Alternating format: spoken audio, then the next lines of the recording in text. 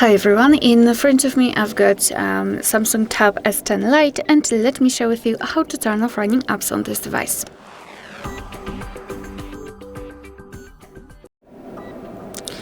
So first of all, we have to open the recents. If you've got the 3-button navigation, simply tap on the button with the square icon or 3 bars icon. And if you've got the gestures, swipe your finger from the bottom to the center of your device and hold it somewhere here. Finger or pen, obviously. Sorry, maybe not like that. Like here. And as you can see here, we've got the recents, and of course if you wish you can close the recents one by one manually, just by swiping them up like that.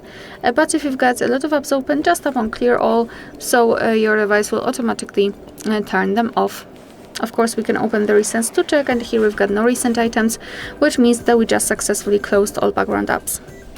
Alright, so that will be all. Thank you so much for watching. Please hit the subscribe button and leave the thumbs up.